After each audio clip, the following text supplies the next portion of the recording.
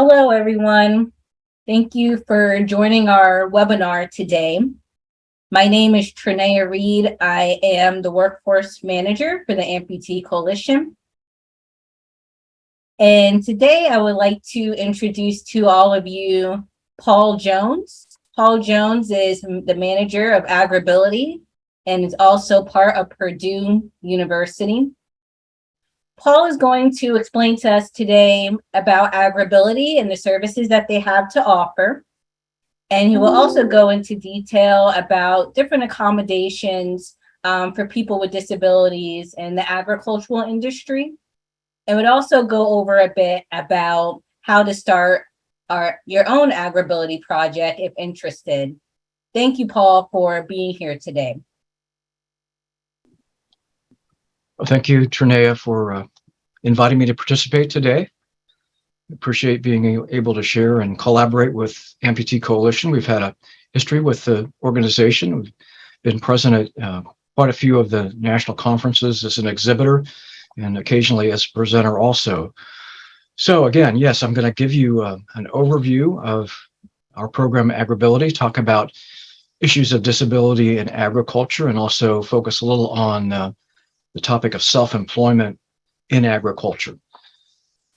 To start out, I'd like to just give a little overview in general about the topic of disability in the agricultural community. And some people assume that since we are dealing with disability in agriculture, that we focus mainly or primarily on people that have sustained injuries through farm accidents. And while that's certainly true that we do address people that have had such injuries, that's not the whole picture. Traumatic injury is prevalent. Agriculture is a dangerous occupation. And not only that, we have people that we work with that have sustained traumatic injuries through other means not related to farms, like vehicular accidents, collisions, all obviously contribute to the area of traumatic injury. But we have a significant number of people that we work with that have never had traumatic injuries. They have diseases or chronic health conditions, things like arthritis, back problems, while not perhaps rising to the level of a disability under the ADA, they can still be significant impediments to somebody being able to do their job, especially in agriculture, which is physically demanding. So we have people with traumatic injuries, diseases. We also deal with a lot of people that are aging. The average age of farmers today is over 57 nationally. So people have issues of mobility limitations. It could be vision or hearing impairments. Things like diabetes tend to increase with the older population. So those are all factors in what we do. And I'll talk a little bit more about kind of the spectrum of disability that we address. In terms of how many people out there have a disability that are involved in agriculture, it varies depending on the definition of disability and the definition of agriculture, but we look at probably 11 to 20% in that range, and that could encompass between 0.65 and over 2 million people. So no matter which figures you choose to look at, there are definitely a large number of people in agriculture that have a disability or a significant functional limitation. A little bit about the history of the program. AgrAbility started at the federal level in 1990 through the Farm Bill, which is redone every 5 years. And funding actually began in 1991. So we are part of the USDA program, and we're considered to be part of Extension. And you may be familiar with the idea of a county extension office, and we're part of that same system. So when it started out, there were only 8 funded AgrAbility projects, and they can be either for a single state or for multi-state regions. In the beginning, with those 8 projects, some of those were multi-state regional projects. Currently, in 2022, there are 21 AgrAbility projects. They all happen to be individual state projects, and I'll show you a map of those in just a minute. You may wonder why there are not 50 AgrAbility projects, or even more of that, to include the territories like Puerto Rico and Virgin Islands. The short answer is there's simply not enough money to go around to fund those projects. So right now there's enough funding to do significant efforts in 21 states. They are competitive grants, which means that a state that has an AgrAbility project right now might not have an AgrAbility project in the future. There are 4-year grants, and after that, they have to recompete for those limited number of spots. There's also one national AgrAbility program, and that's here at Purdue University, where I am. And our main job is to support the state projects through resource development, consultations, training, that type of thing. And we also try to provide at least some limited services to people that live in states that do not have AgrAbility projects.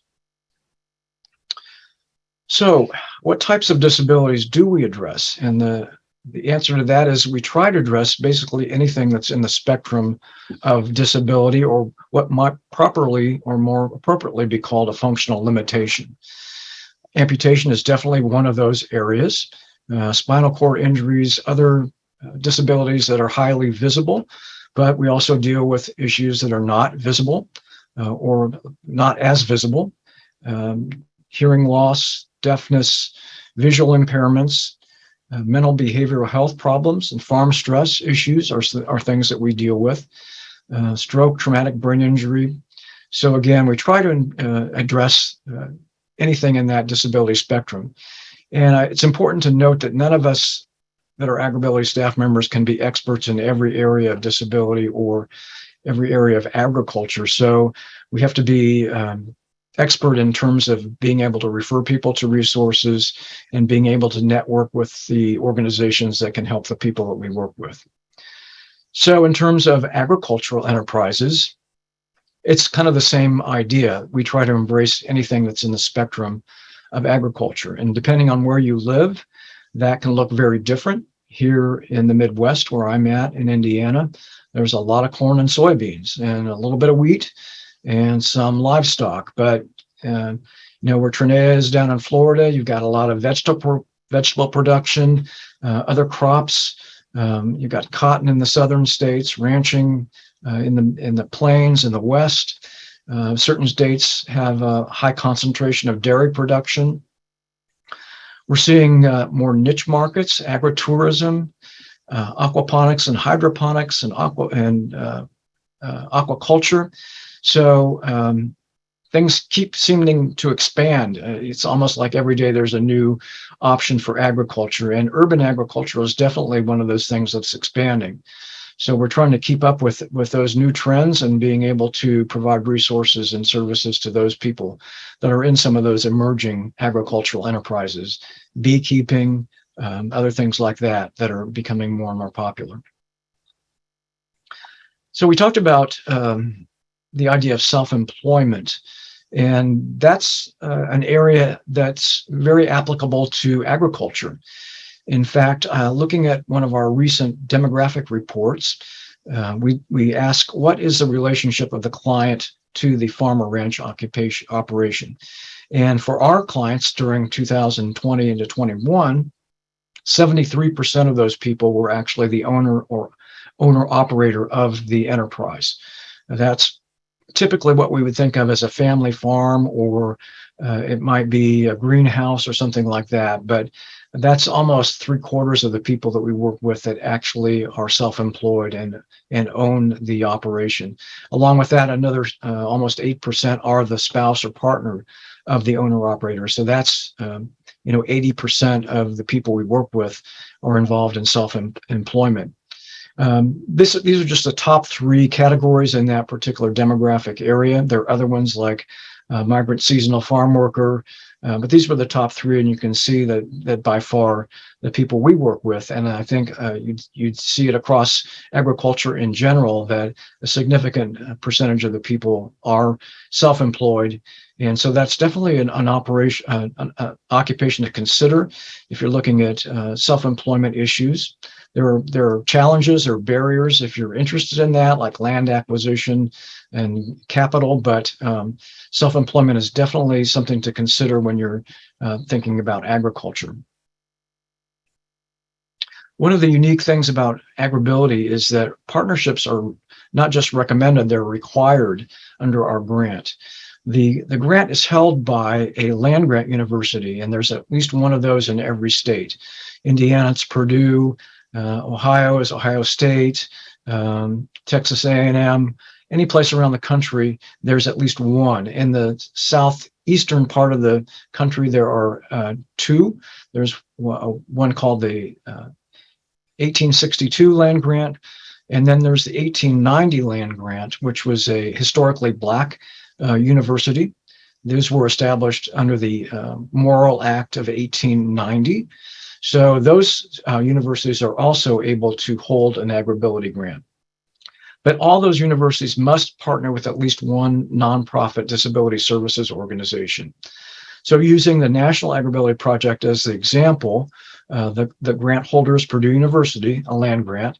Breaking New Ground Resource Center is simply a program at Purdue, but we partner with Goodwill of the Finger Lakes, Osteoarthritis Action Alliance, which is out of the University of North Carolina, AgriSafe Network, which is a farm safety organization, and then universities that help us with our evaluation. Other nonprofits typically could be anything like Easter Seals, Arthritis Foundation, Amputee Coalition could be a nonprofit partner. But it does have to be a private nonprofit disability services organization.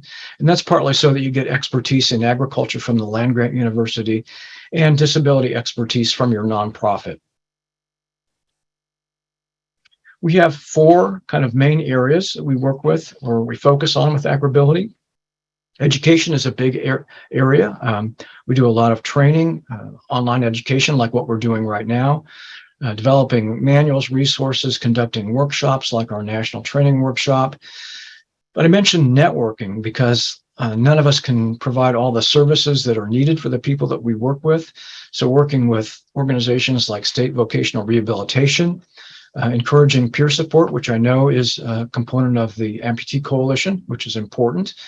And then direct assistance is also critical when we go out and actually do the farm visits, consultations, make recommendations for assistive technology and other aspects. That's kind of the direct on-farm service. And then marketing is basically making people aware of what we do so that they can take advantage of that. It's also important to think about things that we cannot do with AgrAbility. Our grant through USDA does not allow us to provide direct funds to AgrAbility clients or anybody or equipment. So we can't purchase equipment and give it to the people we work with. Again, working with state vocational rehabilitation is really important for us because they can, in many cases, provide that assistive technology. Clients sometimes can purchase their own, although some of it's quite expensive that we're going to be looking at. There's an Assistive Technology Act project in every state, and they help with various issues related to assistive technology, either loaning devices or they have financial loan programs with low interest rates. And we also maintain a web page on our website that helps people find that funding assistance either for rehabilitation issues or agriculture issues. We get quite a few people asking us about loans to purchase land, and we can't provide access to land through our program. We point people to USDA's Farm Service Agency that can provide some loans. But, unfortunately for a lot of people, there are not a lot of grants out there just to be able to give somebody farm land. That's a challenge for anybody that's wanting to get into farming. So this is the most recent map we have. And I put a little caveat at the top because we did just recently have a competition. And those new grants have not been officially announced through USDA. So we're not able to publicize that, but I will say there's going to be a swap of about 6 states, 3 that are receiving grants that did not previously have them, and 3 that previously had grants that are not going to continue to have them. So I'd encourage you to check back on agrability.org. There's a link called Services in Your State. So in the next couple months, hopefully USDA will release that officially, and we can promote that in terms of what states officially have AgrAbility projects.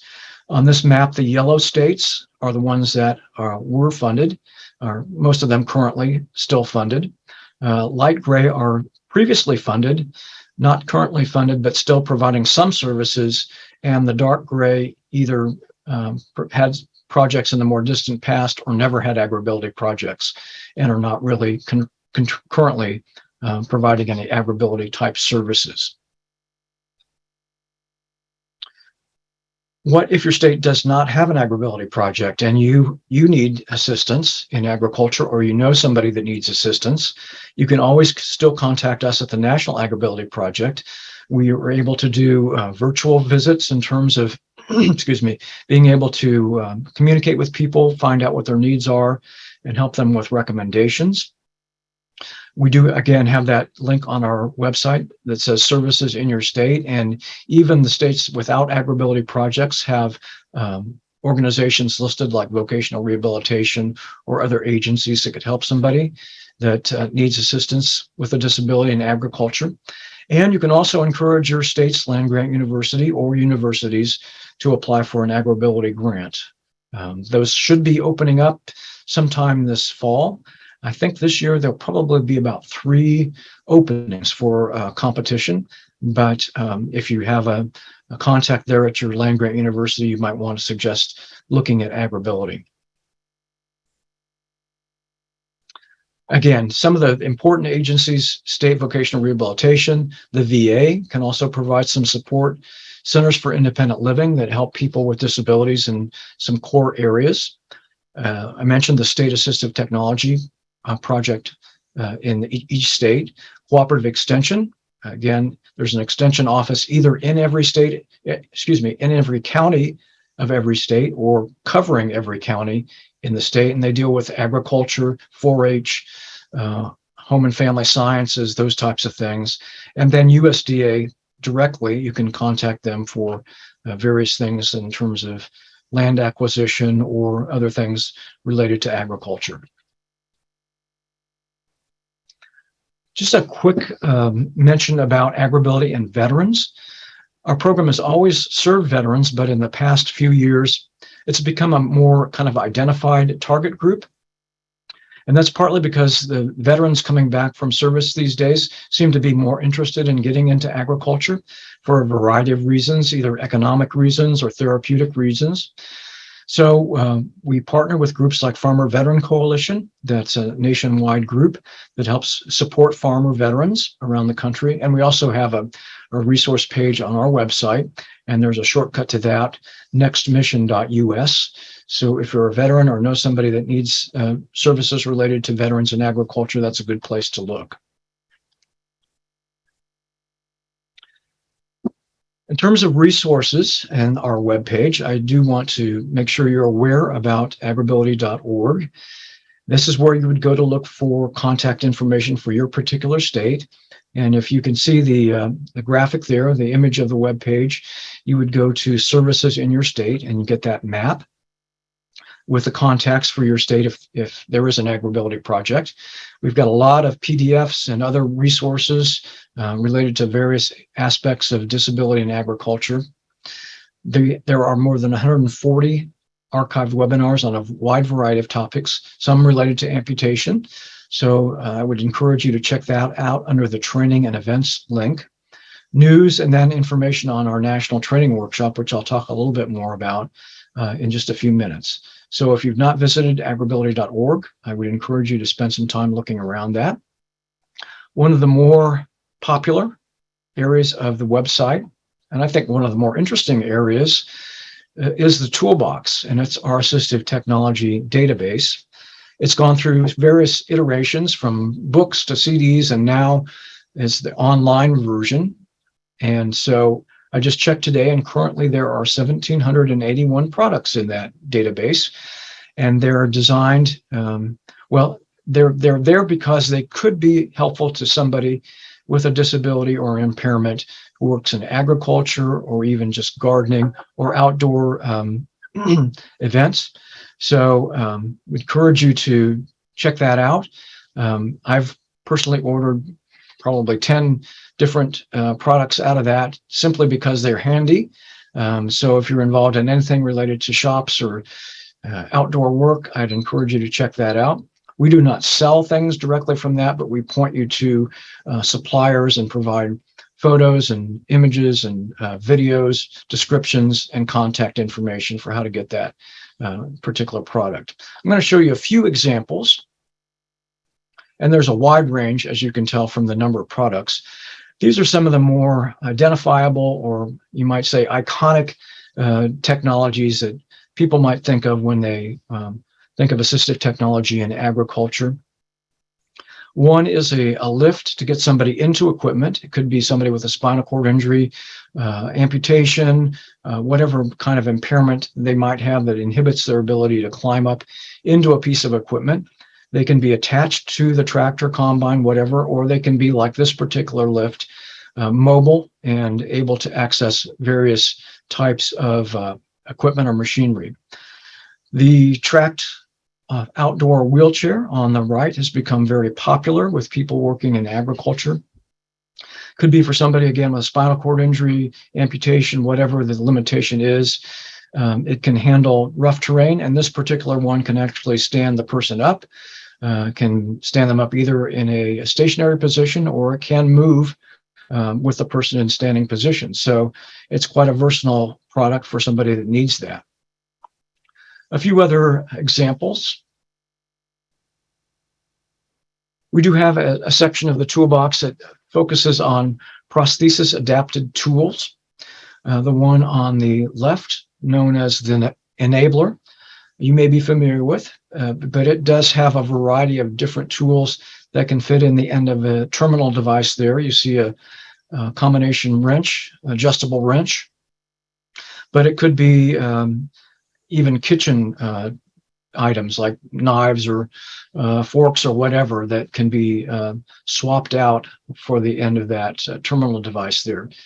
On the right, you may not think of a utility vehicle as assistive technology, but actually it's one of the more widely used technologies among the people that we work with. Somebody with a mobility impairment, either spinal cord amputation, arthritis, whatever, that has difficulty or cannot walk over long stretches of ground or rough terrain, that can be a very valuable tool for them. These are just a couple of other technologies in the toolbox related to amputation. We've got some prosthetic fingers on the left that can be custom made. They're body powered. There's no electronic components to that, but are reportedly heavy duty. We've not tested those, but those are available. And then on the right, some homemade devices that were done by a farmer in Minnesota that's a bilateral upper extremity amputee.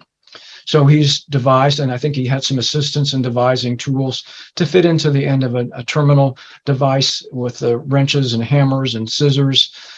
He uses Dorrance hooks. So for his drill there, what he's done is simply attached a nut, a large nut, to the top of that drill with a hose clamp. And then with his Dorrance hook, he can pick that up through the hole in the nut and then use the other Dorrance hook to be able to actually compress the trigger there and operate the drill. I wanted to show you just a quick video clip, and I know we're coming to the end of our time here. This is Lori Hain. She's actually going to be the keynote speaker at our National Training Workshop in this next fall. But we're doing a video about her, and there's no sound to this video. I just wanted to show you as an example. I'll go ahead and start the video and talk a little bit while it's running. But Lori was entangled in a combine. She lost her left arm and her left leg, actually at the socket. So you saw her get out of her utility vehicle, which again is very handy. It also has a cab to protect her from adverse weather. And then she's using a lift to get her up into this large tractor. You can see she's got a custom-made prosthesis for her left arm and then a more high-tech prosthetic leg that enables her to use the lift, standing lift rather than a seated chair lift to get in. And she's quite active, as I understand it, during the harvest, which is going on right now, helping run the tractor to collect the grain. She's going to be the keynote speaker, and we're also doing a more lengthy video about her. So just if you're interested in the National Training Workshop, again, that's coming up in Spokane, Washington in March. We hope to have somebody from the Amputee Coalition there. And if you go to agrability.org/NTW, you can get information about that. And the links will be filling out soon as we gather more information. Just quickly, as we're approaching the half hour, we do have some more lengthy articles and resources related to amputation. We've got some technical articles related to farming with a lower extremity or an upper extremity amputation. These are a little bit dated. They need to be updated, but there's still some valuable information in there. So as we finish up, I thank you again for allowing me to speak to you today, and I've got contact information. And with the limited time that we have, I'd be glad to answer any questions that are out there. Just checking the Q&A right now. I don't see any right now, but we'll hang on in case somebody does have some. Thank you, Paul, for your presentation. Again, as Paul mentioned, if any of you have any questions, feel free to put them in the Q&A box.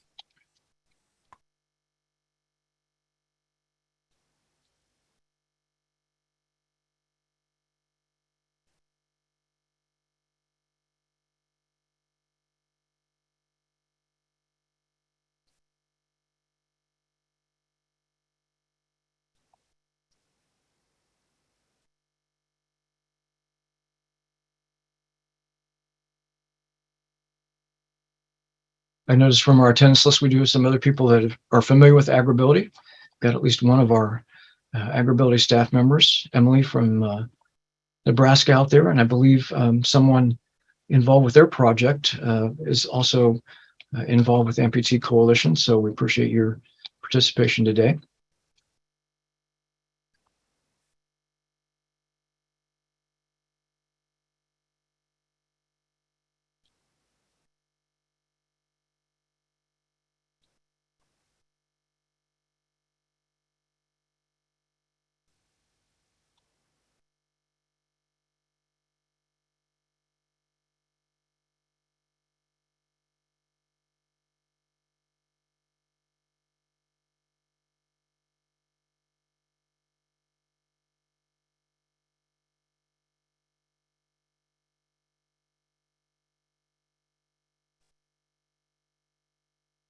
Since we've got a minute and it doesn't seem like we've got questions, if it's all right, I might share just a little bit more from Or Paul, we have one question from Ashley, who's our Chief Programs Officer of the Amputee Coalition. She asks, what is the most common question you receive from folks that want to find employment in agriculture? That's a good question. I would say there are a couple of different paths that people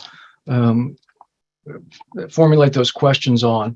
One is people that are actually already involved in agriculture, and part of that line of questioning would involve what types of technologies are available, and also how do I acquire those? What kind of funding is available to acquire the technologies that might be needed? And again, we would point them toward the vocational rehabilitation system or other resources.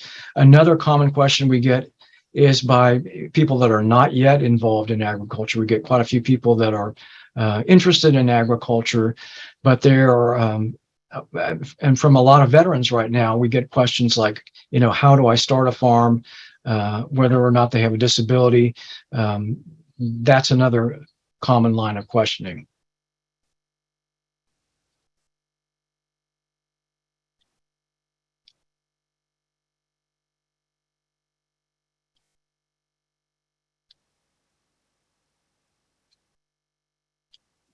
one of the things about farmers is they tend to be quite independent, and so people don't necessarily think about disability until it really impacts them personally.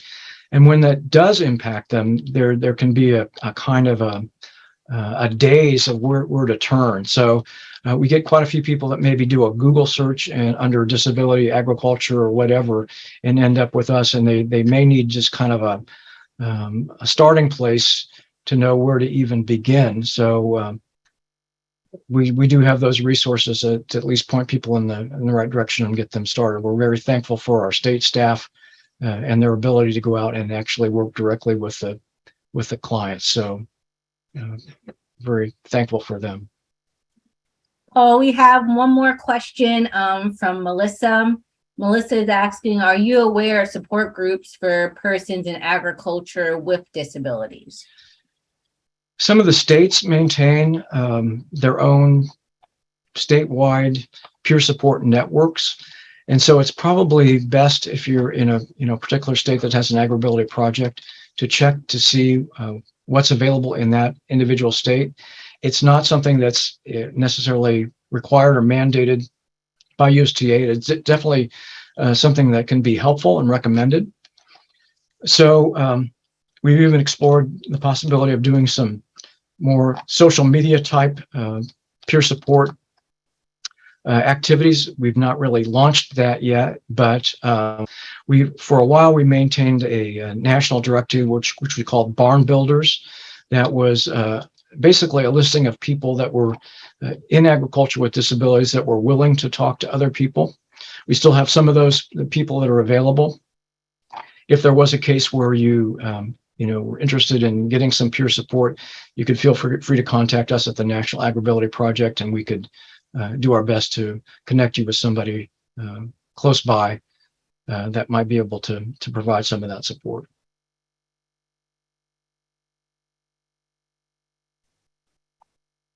Thank you, Paul. And I know we're coming up on time, so if any of you have any further questions, you could feel free to reach out to our resource center here at the Amputee Coalition, and also reach out to Paul if you have any questions. Okay, thank you again for participation today. Thank you, Paul, for your time, and thank you everyone for joining the webinar.